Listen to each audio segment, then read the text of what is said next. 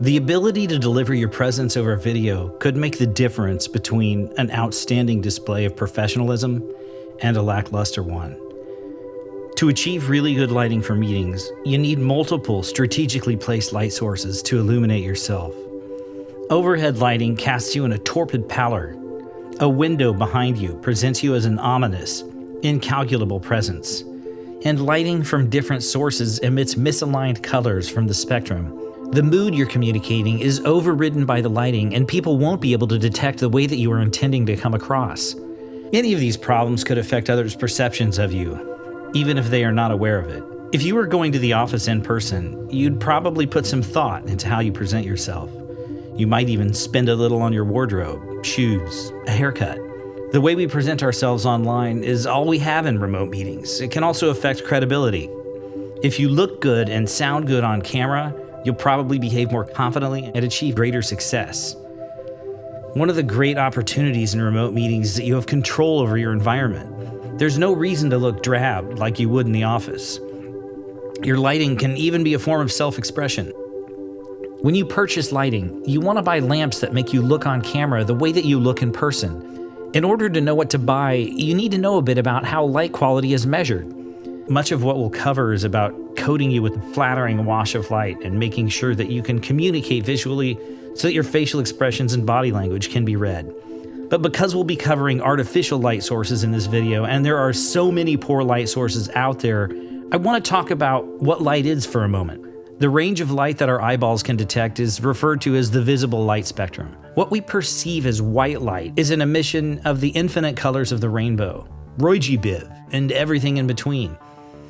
In order for the objects around us to look natural, the appropriate distribution of light across the spectrum needs to be emitted from a light source. If there are colors that are missing from the spectrum, there's no way your camera can manufacture that out of thin air.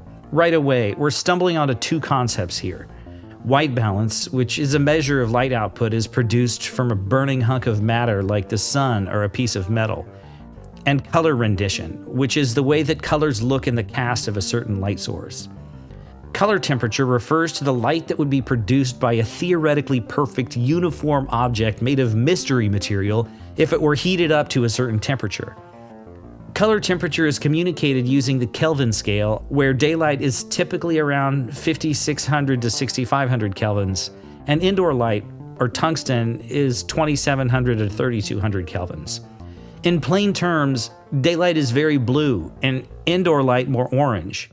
Color rendition, on the other hand, is how objects look under a specific light source. If a light source emits the colors that make up visible light the way that our eyes are designed to receive them, then those objects will look natural to us. A traditional light bulb does this, but they are very inefficient. The light produced from an LED is created in a completely different way, using semiconductors, and some of them are much better than others. Bear with me for a moment while we talk about lighting scores, as it will help you choose equipment that will make you look good on camera. Several different scales have been developed for measuring what kind of light your fixture is putting out. The purpose of these scales is to measure how natural that an artificial light source will make the target environment look. The Spectral Similarity Index, or SSI, probably makes the most sense for us to use for remote meetings, because it was designed by the film industry to reflect how cameras respond to artificial light sources. The Color Rendering Index, or CRI, is more ubiquitous because it's been around since the 1930s when fluorescent lights were first popularized. But CRI only uses 8 color evaluation samples to determine its realism, and none of them really look like flesh tones or primary colors. As lighting technology has evolved, it became possible to produce lights that score high on the CRI scale, but that look like total garbage in real life. The missing colors from the spectral output of the light are even more evident when captured by a digital camera. In 2015, the TM30 scale was created for use by the building and lighting industry, but it doesn't take digital cameras into consideration. So the film industry favors the SSI scale. The SSI scale is very easy to use. It's a 0 to 100 scale, and more is better. If a score is over 90, the light source is considered to be indistinguishable on video from a natural light source. Why am I sharing all of this with you? Because when you're picking out lights for your office, You want to use some kind of a scale to understand what the color rendering of that light is going to be. If you purchase a very cheap LED, it's going to have poor color rendering. Usually reds are the things that cheap LEDs have the most trouble with. If you want your environment to look natural and not funky, you want your light sources to have a very high spectral similarity index or TM30, whatever scale that is available for that. Sadly, I haven't seen a lot of lights on the market that use the SSI scale on their packaging, so you may have to rely on one of these other scales. In general, more is better. When you're buying a light bulb or a dedicated light for video, look for lights that score high on one of these scales. Not all lights will display an SSI score, so you have to do with whatever information that you have available. Today you can get affordable LED light sources that score in the 70s or 80s on the SSI scale, and the quality of light in this range will perform extremely well for remote meetings. Now let's talk about your lighting setup. I want to take a moment to talk about where and how to position your lights. The way that you use the gear that you have is much more important than the gear itself. It's easy to become obsessed with equipment and overlook the technical and aesthetic aspects of creating good lighting. We are fundamentally concerned with two things: painting surfaces with light and removing light from surfaces. That second point is critical in creating light that looks natural, draws attention to the most important areas of the frame, and looks beautiful. To do this right, focus on four main concepts: direction, where the light sources are coming from and where they are aimed; intensity, how bright they are; softness, whether to use hard light or soft light for a given source; and color. This mainly refers to color temperature, although you can use explicit colors to achieve certain effects, and certain colors are useful for darker skin tones. I realize that some of you don't want your space to look like a film studio. The approach to lighting is the same. The real difference is in what kind of lamps that you'll be using to illuminate yourself. If you have dark skin, I've included some tips to help bring out your facial features on camera. You're going to need at least two light sources. One, referred to as a key, which will be your primary brighter light, and a second, referred to as a fill, that we'll use to illuminate the shadows created by the key. You'll need either two lamps, one very bright and one less so, or you can use one bright lamp and one of these small aperture NC light panels to help with the fill. I'd recommend starting with two lights at a minimum, and a third light if you can. Let's talk about direction. Direction refers to a line drawn between where the light source is placed to the objects it is hitting. Where you place your key and your fill will affect the mood of the lighting. First, turn off everything except for your key. I mean everything. All lamps, television sets, anything that emits light. We're going to start with your key and your fill sources placed just above your eye line, and your key can be slightly higher than your fill. A key that's below your eye line will distort your features and create an ominous mood. When positioned high, the key light produces more prominent cheekbones and long nose shadows. In terms of horizontal placement, imagine looking from above you. If you were to draw a line through the camera lens to your face, this would be the 0-degree line. Position your key at least 45 degrees from this line, pointed directly at your face, and then place your fill about 30 degrees from this line on the other side. If you have a third light that you can use as a kicker, place it behind you in such a way that the light from it won't directly hit the camera lens.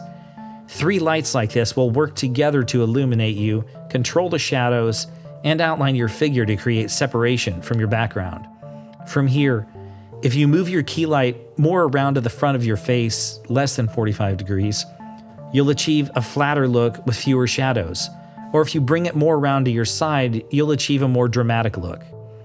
If you do this, make sure the shadows are not too dark. Soften the shadows by increasing the brightness of the fill.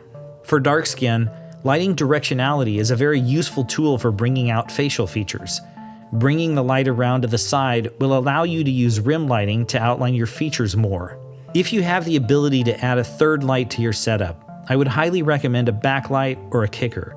This is a light source coming from behind you, usually off to one side and out of the frame of the camera, that will outline your figure and separate you from the background. A kicker can come from up high to create a softer outline around you, or if you place it lower, it will draw a finer, more precise line around you. especially if you use a hard light source. It can be really fun to play around with a kicker, as it can have a profound effect on the outcome of your look. Be careful not to let the light from it hit your lens directly. If you let a direct light source hit your lens, it can wash out the colors, reduce contrast, or create unwanted artifacts known as lens flare.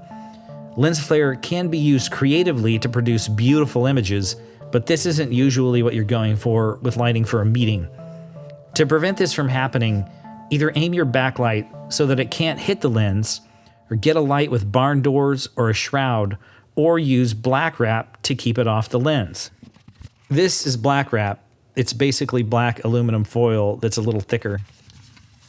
You can wrap this material around your light fixture, or you can try to block the light somewhere closer to the lens if that's a better option for you. And this brings us to the second fundamental, intensity. You can control the contrast of the look with the relative brightness of the key and the fill. Your key should be the brightest of the two, and you should use the fill to make the shadows less deep and put a glint in your eye. The closer they are in brightness to each other, the less noticeable that your shadows will be.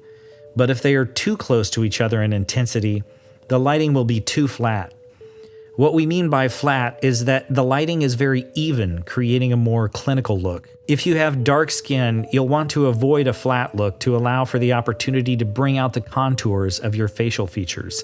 Make sure that your fill is creating a glint in your eye and filling in your eye sockets. If you wear glasses, make sure that your lights aren't creating any distracting shadows right over your eyes. Softness. Soft light means the light has passed through some kind of diffusion material on its way from the source.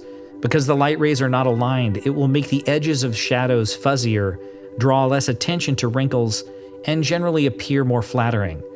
The way to achieve soft light is by using some kind of material to scatter the light rays as they come from the source.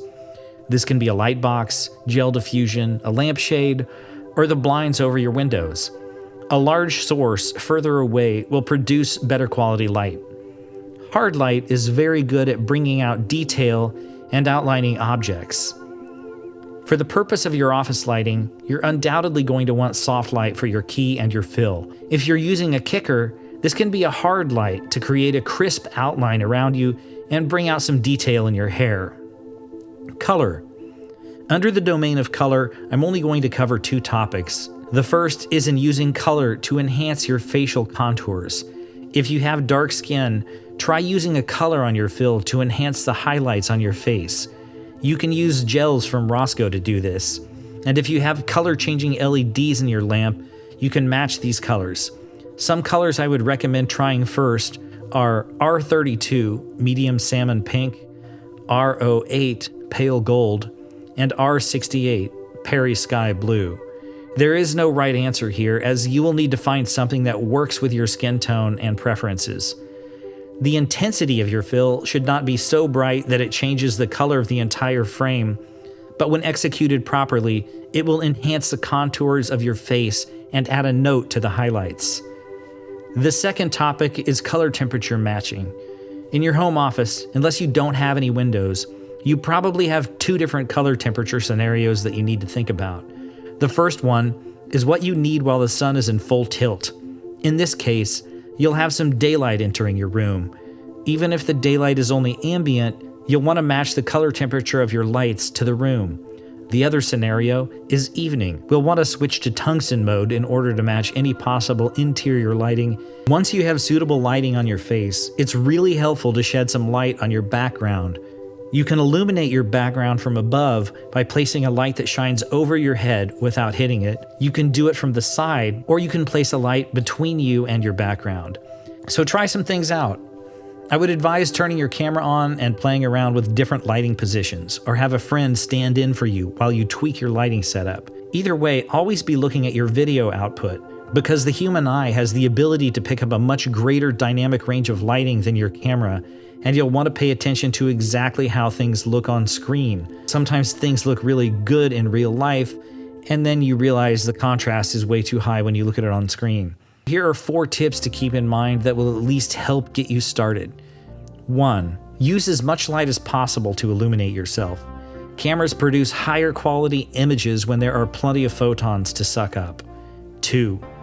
Make sure that light is hitting your face. Get light into your eyes and make sure that any shadows enhance your facial expression but don't make you look scary.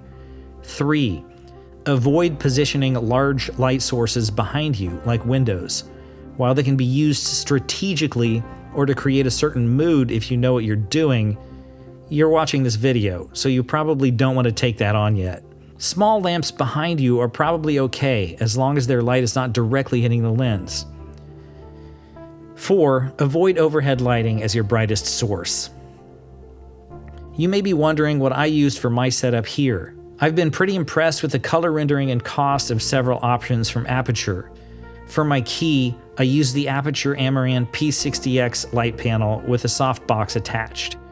For my fill, I used the Astra FP6 Hydra panel with 2 diffusers attached. These diffusers are magnetic, which is really nice. And the light fixture itself is also magnetic, so you can stick it to something metal on your desk if you have that available. I have the Aputure MT Pro light wand illuminating my background and several MCs within my background. I'm using the Aputure Amaran 60X as a kicker over my right shoulder. I've attached things to my walls with triad orbit mounts. You will either need to do the same or use stands depending on what you buy and what the layout of your space is. You can see links to all of this in the description below. Aputure also makes this B7C A21 style light that fits into a standard medium-based light socket, which is extremely useful if you're going to use a traditional lamp as part of your setup. You can control the color temperature of this and also create multicolor effects from the Sidus Link app. Aputure lights can be controlled with the Sidus Link app, which is surprisingly well implemented. You can control the intensity, color temperature, specific colors, and various effects from the mobile app. You can save settings for different lighting conditions, such as daytime or evening, and recall them at the touch of a button. You can save a party mode and recall it at the touch of a button. Astra also has an app, which is pretty awful. It isn't compatible with Sidus Link, so I have to save the configuration for that light in the Astra app. The light itself is so fantastic in terms of color rendition, features, construction, and build quality that it's worth it to me to deal with the inconvenience. To sum it up, get a key, a fill, and optionally a kicker to start playing around with. One thing I didn't cover is ring lights. You probably do not want to use a ring light. The purpose of a ring light is to create unique, artificial, shadowless light that's really more of an effect than a general-purpose lighting solution. Also, they only work properly if the camera lens is in the center of the ring. If you're using a ring light off to the side as a light source, you'd be better off with a softbox the same size. Thank you so much for watching this video. It really helps me if you hit the like button, ring that notification bell, and subscribe. So please do that, and I'll be able to keep making more videos.